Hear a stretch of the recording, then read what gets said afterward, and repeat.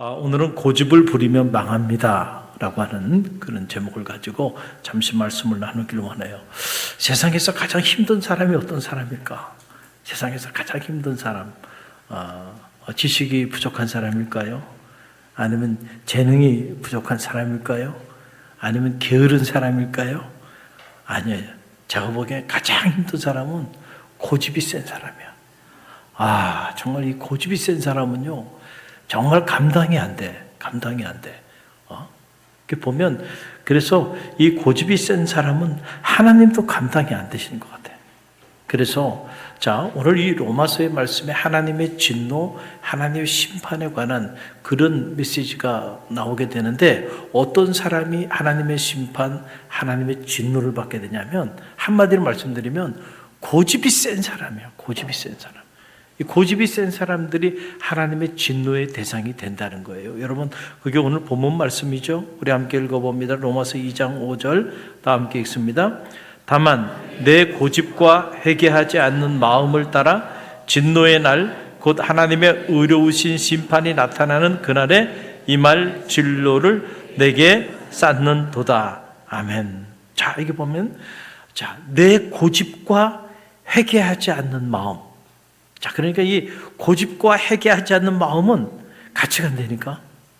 그러니까 우리가 우리의 삶을 이렇게 성찰하고 자기를 좀 돌아보고 그리고 자기 삶을 좀 복귀해 보면서 좀 내 삶에 잘못된 부분, 고쳐야 되는 부분이 뭐가 있는가?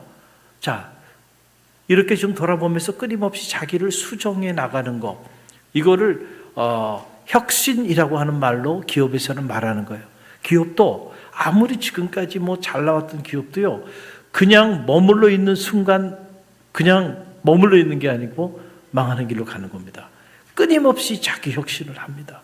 제가 대학에 있으면서도 보면 대학에서도 끊임없이 매 학기마다 모여서 혁신적인 그 프로젝트를 만들고, 그리고 한 학기 동안 어떤 프로젝트를 가지고 일을 진행했으면 그 다음 학기에 반드시 거기에 대해서 처절할 정도로 자기 성찰을 합니다.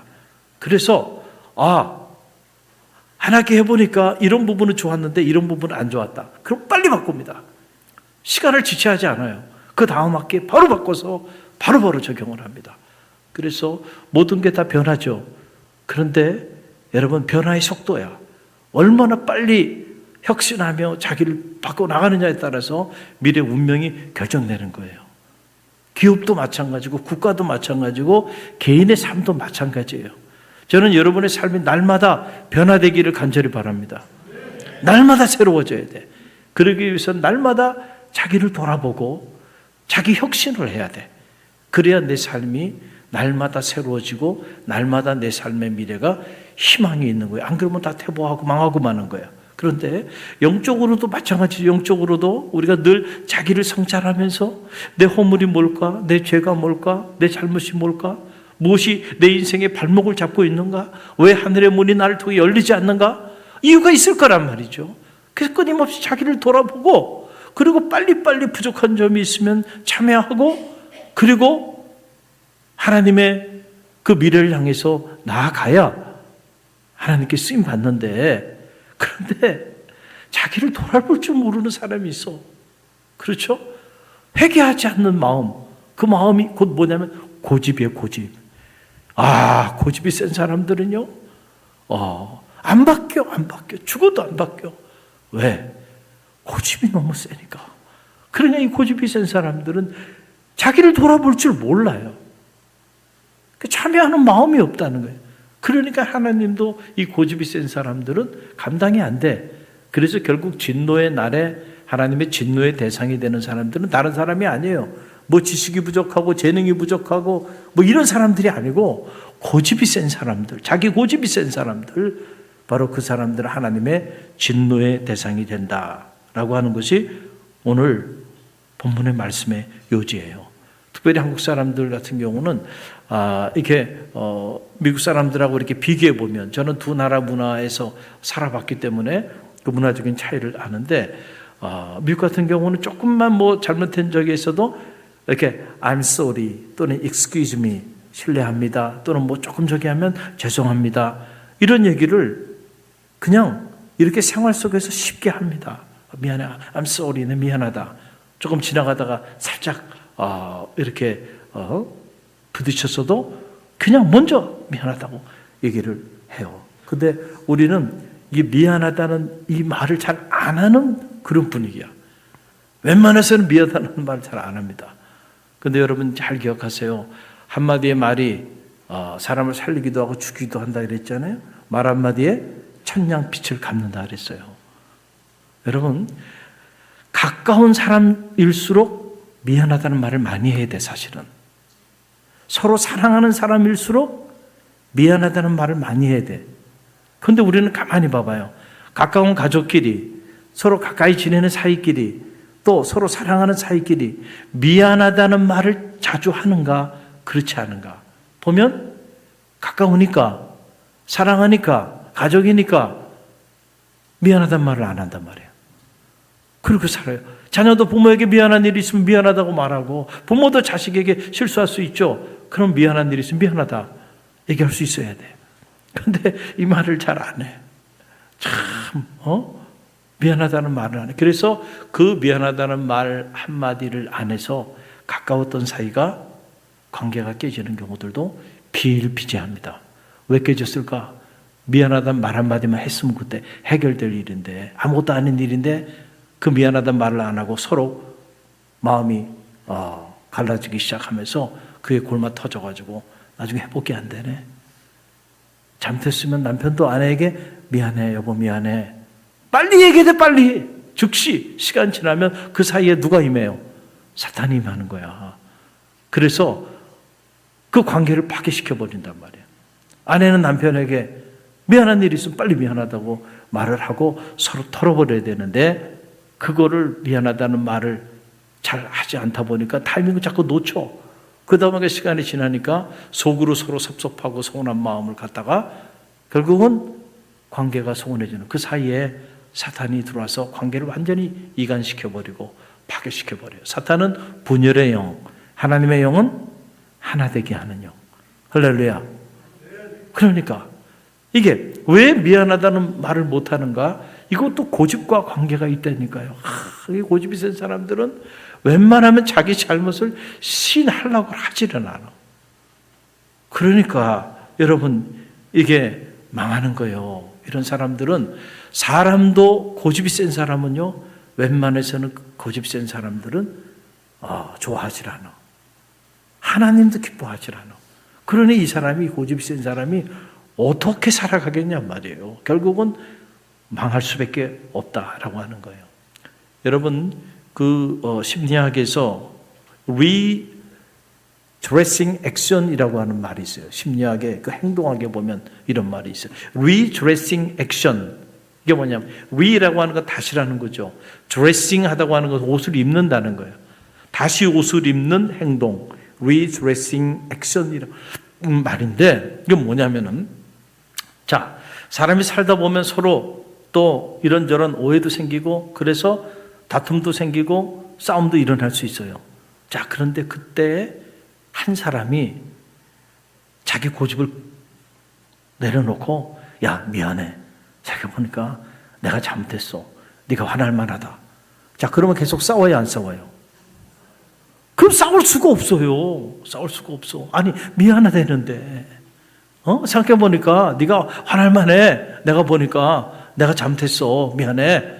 그러면 막 여러분 싸울 때 어떻게 해요? 그냥 이렇게 탁 양복 입고 넥타이 메고 싸웁니까? 진짜 화가 나고 싸우려면 막 우통 벗어 제끼고요.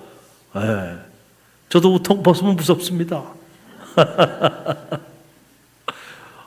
근데 우통 안 벗습니다, 제가. 왜 우통을 벗습니까? 근데 우통을 벗어요, 사람들은. 우통을 벗고 서로 싸우자고 달려들어요. 내가 우통 벗으면 상대방도 우통 벗어야 안 벗어요? 벗습니다. redressing action이라는 건 뭐냐면은, 한쪽에서 이렇게 벗었던 옷을 어떻게 해요? 다시 주워서 입는 거야. 야, 미안해. 생각해보니까 내가 잘못했어. 장로님, 제가 생각해보니까 참 이거 제가 잘못했네요. 죄송합니다. 미안합니다. 자, 서로 이렇게 말을 해. 그러면은 우통 벗었다가도 다시 그 옷을 입어요, 안 입어요? 입잖아요. 그럴 때 서로 화해가 되고, 싸우기 전보다 싸운 이후에 더 어떻게 돼? 비 온 뒤에 땅이 더 굳어진다고 더 친해져. 그 때로는 한바탕 싸우고 나면 더 관계가 이렇게 리드레싱 액션이 있을 때에는 관계가 회복돼. 그런데 고집이 세가지고 끝까지 내가 죽을 때까지 내가 그런 분들이 있어. 아무리 얘기를 해도 안 들어요. 아무리 얘기해도 고집이 얼마나 센지. 지 고집대로 신앙생활해. 지 고집대로 살아가. 그럼 어떻게 해요? 감당이 안 되는 거예요. 하나님도 감당이 안 돼. 결국은 진노의 날에 대상이 되고 만다는 거예요. 오늘 교회학교 헌신 예배로 나가고 있는데 사실 기독교 교육이라는 건 다른 거 아니에요. 고집을 꺾는 일이에요. 우리가 흔히들 경건훈련 하는데 경건훈련이라는 건 다른 게 아니에요. 우리의 세인트 어거스틴이 말했잖아요. 우리는 가만히 자연인으로 두면 선애로의 경향성보다는 악애로의 경향성이 더 큰 사람들이라는 거예요. 왜냐하면 인간은 기본적으로 아담 이후에 그 죄성이 우리 안에 있어서 다윗도 우리가 죄 중에 태어났다 그랬잖아요. 그래서 여러분들 보세요. 이렇게 어떻게 보면 반강제적으로 예배 시간 정해놓고 그리고 막 돌아가면서 헌신 예배로 이러면서 예배를 드리고 예배 시간을 막 갖게 하고 대표기도도 막 세우고 이렇게 하니까 여러분들이 이렇게 모이죠. 자유롭게 신앙생활 하십시오. 그리고 예배 시간도 정해놓지 않고요. 원하는 사람들 예배하시고요. 기도하고 싶은 사람들 기도하세요. 그러면은 여러분 구름대처럼 모여들어서 여러분이 이렇게 예배하고 찬양하고 기도하고 이렇게 하시겠어요? 한두 번은 하실 수 있을 거예요.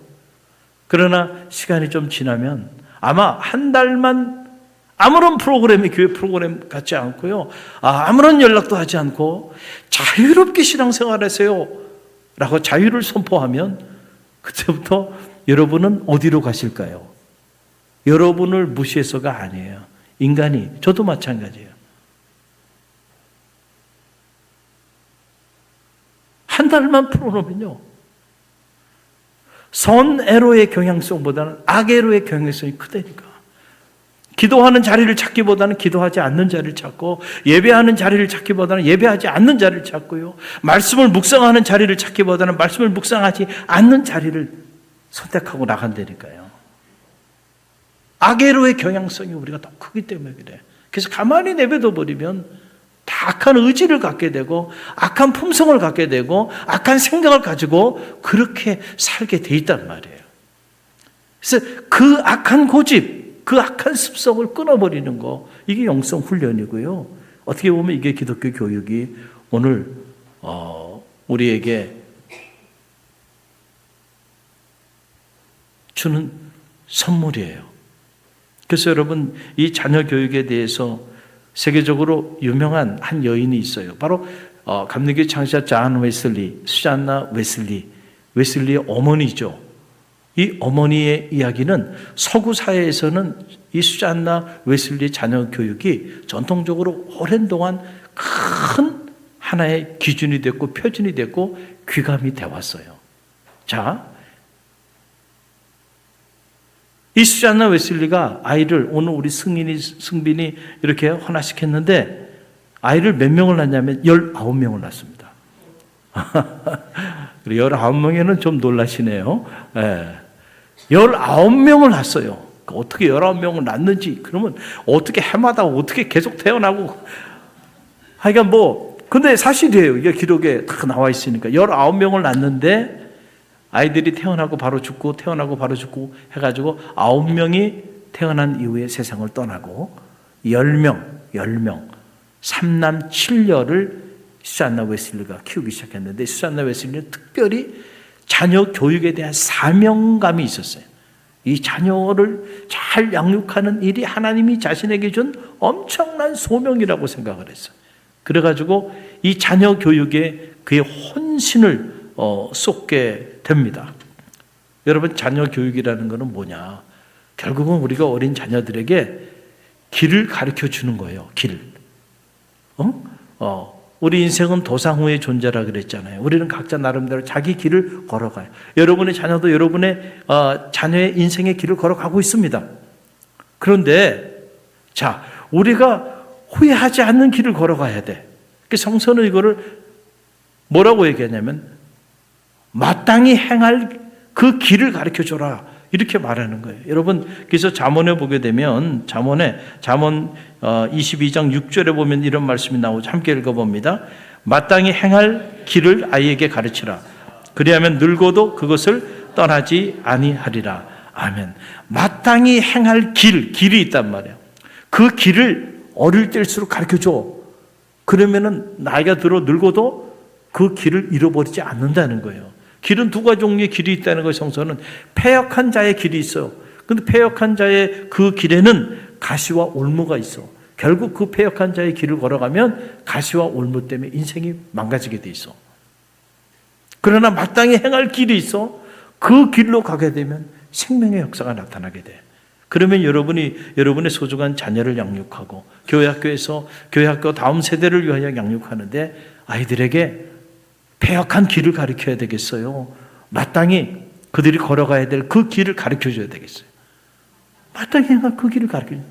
결국은 자녀 교육은 길을 가르쳐주는 것과 긴밀한 관계가 있어요. 그런데 가만히 보세요. 우리 믿음의 길을 걸어가는 우리 크리스찬 부모들도 보면 자녀들에게 마땅히 그들이 살아가야 될 그 인생의 길을 가르쳐주지 않아. 그것보다는 조기교육 해가지고요. 어린아이, 이제 뭐 얼마 되지도 않은 아이들에게 세상의 초등학문을 빨리 습득하는 것, 마치 그것이 교육의 전부인 줄 알고요. 그리고 그걸로 우리 자녀들을 내몰고 있다는 거예요. 내가 어떤 존재인지, 어떤 길을 걸어가야 하는지, 어떤 삶을 살아야 하는지 어릴 때일수록 아이들에게 그걸 가르쳐줘야 되는데 그건 안 가르쳐주고 그냥 세상의 초등학문 가르치기에 급급하고 말이죠. 거기에 아이들을 다 내몰아 버리니까 그 아이들이 과연 마땅히 행할 길을 걸어가겠는가? 나중에 가서 후회할 소용이 없어요. 본인들이 그렇게 어릴 때 아이들을 다 그렇게 내몰아 놓고 그리고는 이제 와서 쟤네들이 왜 저러지? 왜 저러긴 왜 저래? 마땅히 행할 길을 가르쳐줬어? 안 가르쳐줬잖아. 그리고 세상의 초등학문의 애들을 내몰아가지고 그 아이들의 정신세계 안에 무엇이 들어가 있게 만들어놨냔 말이에요. 그러니까 길을 위해서 길을 묻는 거예요. 어린 초등학생도 인생이 피곤해. 사는 게 회의적이야. 우울증이 오고요. 청소년 길을 보내면서도 아이들이 힘든 시간들을 보내요. 그래서 흔히들 그런 말 하잖아요.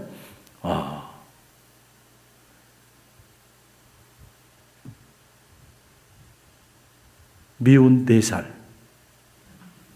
죽이고 싶은 7살. 미운 4살에 미운 4살.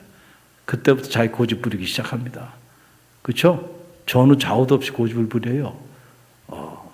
입으라면 안 입어, 먹으라면 안 먹어. 대드는 거예요. 그때부터 대드는. 오죽하면 죽이고 싶은 7살이 되겠어요. 그거 그대로 방치시켜 놔버리면요, 이제 청소년기 가면 이제 손을 댈 수 없습니다. 이미 끝난 거예요. 아웃 오브 컨트롤이 되는, 아웃 오브 컨트롤이 되고 만다. 그러니까 뭐를 끊어야 돼? 사실은 그 악한 의지에 찬착해 있는 그 고집을 꺾어야 돼요. 근데 그 고집을 꺾지 않고 그대로 방치시켜버리면 문제가 발생하는 거예요. 그래서 수잔나 웨슬리는 3남 7녀의 아이들을 양육하는데 그 집에 아이 우는 소리가 들리지 않았다. 이게 가능한가? 어떻게 교육을 시켰길래? 그래서 유아기 때부터 철저한 경건훈련을 통해서 자녀를 양육했는데 이 수잔나 웨슬리의 자녀 교육의 원칙이 28가지가 있는데 그 중에 몇 가지만 제가 소개하면 이렇습니다. 자, 이렇게 양육한 거예요. 여기 나오죠. 함께 읽어봅니다. 언제나 규칙적인 방법에 따라 생활하게 했다. 생후 2년이 지난 후부터 해초리가 두려운 것을 알게 하여 잘못을 저지르지 않게 했다. 해초리로 매를 맞을 때 소리내어 울지 못하게 했다. 하루 세 끼 외에 일체의 간식을 주지 않았다. 성결하고 온화한 성품을 위해 되도록 어릴 때 악한 의지를 파괴하고 나쁜 성격을 고쳐주려 했다. 말을 배우면 곧 주의 기도를 가르쳐 잠잘 때와 깰 때 외우게 했다. 말을 배우면 성경 요절과 교리 문답을 외우게 했다. 일찍 자고 일찍 일어나게 했다. 잘못한 것을 정직하게 고백하면 용서했다. 특별히 거짓말하는 것을 용서치 않았으며 엄하게 다스렸다.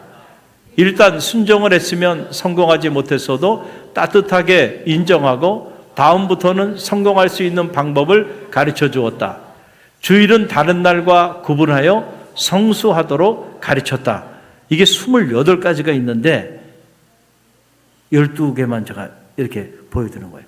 그런데 결국은 이 모든 원칙들, 특별히 이 수잔나 웨슬리의 자녀 교육의 요지는 한마디로 말하면 자녀들의 악한 고집을 꺾는 거예요.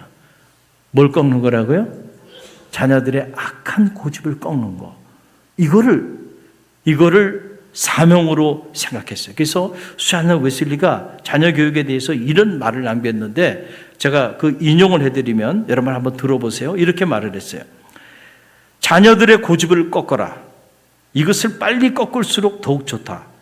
자녀들에게 지나치게 친절하고 그들을 제멋대로 하게 내버려두는 부모는 사실상 잔인한 사람이다. 이런 부모는 타파되어야 할 악습을 자녀들이 기르게 만든다. 그리고 자녀들을 제멋대로 내버려두는 부모는 마귀의 일을 하는 사람이며 신앙을 무의미하게 하며 구원을 불가능하게 하고 자녀들의 영혼과 육신을 멸망케 하는 사람들이다. 야, 어떻게 보면 너무 무서운 얘기죠. 요즘 같은 이런 때에 이런 얘기를 하면은 다 반발해요. 다 반발해요. 왜냐하면 우리 아이가 말이야, 우리 손주가 말이야, 얼마나 예쁘고 귀여운데 무슨 말도 되지 않는 소리를 하냐고 말이죠. 우쭈쭈 맨날 우쭈쭈 하고 앉아 있는데 무슨 자녀들을 위해서 이런 원칙을 가지고 고집을 꺾고 말이죠. 그래서 그렇게 우쭈쭈하게 자란 자녀들이 여러분 어떻게 살아갑니까? 그걸 보란 말이에요, 지금. 누가 회초리를 들어요? 회초리 없이 자란 아이들이 지금 어떻게 살아가고 있는가를 한번 들여다봐요. 자, 이런 나름대로의 원칙을 가졌어요. 그 원칙은 다른 게 아니죠. 악한 습성이 우리 안에 있어서 아이들이 가만히 내버려두면 자꾸 악애로의 경향성이 너무 강하게 작동이 되니까 그래서 빨리 이 안 좋은 의지를 꺾어서 선애로 향할 수 있도록만 만들어 놓으면 그러면 하나님께서 알아서 이 아이의 인생을 하나님이 책임져 주신단 말이에요. 그래서 어릴 때일수록 빨리 이 악한 의지, 악한 고집을 꺾는 이 일을 위하여 이렇게 원칙을 가지고 규칙을 가지고 그렇게 자녀를 양육한 거예요. 여러분, 이 잔 웨슬리나 찰스 웨슬리 같은 그런 위대한 인물들이 그냥 우연히 막 나온 게 아니고요. 벌써 태어난 지 2년 되는 말을 배우기 시작하면서부터 이런 철저한 경건 훈련을 통해서 가정교육을 받았기 때문에 그런 인물들이 나타나기 시작한 거예요. 우연히 그렇게 하나님과 사람 앞에 정교하게 쓰임받는 인물이 된 게 아니라는 거예요. 경건에 이르기를 연습하라 했잖아요. 육체의 연습은 약간 유익하지만 경건은 금생과 내생의 약속이 있느니라. 연습이라는 건 뭐예요? 훈련하는 게 트레이닝 앤 트레이닝. 우리가 경건한 삶을 사는 것은 그냥 사라지는 것이 아니고 익숙한 것과 결별해야 되고 그리고 악애로의 악한 습성을 우리가 끊어야 되기 때문에 훈련이 필요하다니까요. 훈련하지 않으면 우리는 다 망할 수밖에 없는, 망가질 수밖에 없는 그 사망의 길을 걸어가게 돼 있다는 거예요. 그래서 훈련이 필요한 거예요. 여러분 야생마 보세요. 저는 서부 영화를 참 좋아하는데 서부 영화에 보게 되면 야생에서 막 달리는 야생마 잡아가지고 뭐 해요? 다 훈련시킨 다음에 그 야생마를 타고 다 가는 모습들이 종종 서부 영화에는 나와요. 그냥 거칩니다. 야생마는 말을 안 들어요. 통제가 안 돼. 고집이 얼마나 센지 그냥 지멋대로 막 이리 뛰고 저리 뛰고 합니다. 그런데 한번 길들여지면요, 주인의 뜻에 따라서 얼마나 충성스럽게 달리는지 몰라요. 쓰라면 쓰고 가라면 가고 말이죠. 네. 그렇게 되는 거예요. 여러분, 온유하다라고 하는 말, 예수님이 행복에 이르는 8가지 길을 가르쳐 주셨죠. 그 제가 예수의 행복론, 행복에 이르는 길을 통해서 그 의미를 한국 교회에 이렇게 소개를 했잖아요. 자, 여기에 제 번역에 의하면 마태복음 5장 5절 함께 읽어봅니다. 온유한 자는 행복하다. 그들은 땅을 기업으로 얻을 것이다. 누가 땅을 기업으로 얻냐면 온유한 사람이 땅을 기업으로 얻는 거예요. 고집이 센 사람이 아니고요. 온유하다는 건 바로 뭐냐면 프라우스라고 하는 말인데, 이 말의 뜻은 바로 뭐냐면 야생마나 야생동물, 그런 정말 거칠고 포악하고 자기 고집대로 이리 뛰고 저리 뛰고 하는 통제가 안 되는 그런 야생동물을 잘 길들여가지고 주인의 뜻에 따라서 조련된 상태가 프라우스예요. 그게 온유라고 하는 거예요. 그 온유한 자가 땅을 기업으로 얻는 거예요. 할렐루야. 그래서 우리가 이 온유한 삶을 사는 일이 대단히 중요한데, 그냥 어느 날 갑자기 온유한 자가 되는 건 아니에요. 뭐를 통하여 이 온유한 자가 돼요? 길들여져야 돼. 훈련을 통해서. 그게 온유한 자가 성을 빼앗습니다. 온유한 자가 땅을 기업으로 얻어요. 그래서 제갈공명도 뭐라고 말했냐면, 정말로 대단한 장수가 누구냐? 용장이 대단하다. 용장이 대단하죠. 두려움을 모르는 장수니까 얼마나 자기 주군을 위하여 죽을 줄도 모르고 선봉에 서서 선봉장으로 나가 싸우잖아요. 용장은 대단한 장수예요. 그러나 그 용장보다 더 뛰어난 장군이 있다. 장수가 있다. 그 사람은 누구냐면 지장이라는 거예요. 지장. 지혜로운 장수. 지혜로운 장수. 근데 이 지혜로운 장수보다 더 뛰어난 장수가 있다. 그 장수가 누구예요? 덕장이라는 거예요. 덕장. 용장, 지장, 덕장. 덕장이라는 건 뭐예요? 덕이 있는 사람이야.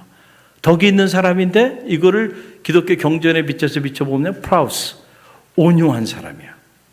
다시 말하면 유연한 사람이야. 그렇죠? 자기 통제가 되는 사람이야. 자기 고집을 부리지 않고 언제나 유연하게 전후좌우를 보고 자기를 변화시킬 수 있는 그런 사람이에요. 자, 이런 사람을 우리가 덕장이라고 말하고, 덕장은 이길 장수가 없다. 보니까 이 사람이 최고로 강한 자다라고 하는 그런 얘기예요. 여러분, 하나님과 사람 앞에서 사람은 좀 어떻게 돼요? 유연해야 돼. 유연해야 돼. 다시 말하면 자기 고집을 좀 부리지 말아야 돼. 이 고집이 센 사람들은 한번 내가 이렇게 주장하면 자기가 잘못된 건데 알면서도 내려놔 안 내려놔요.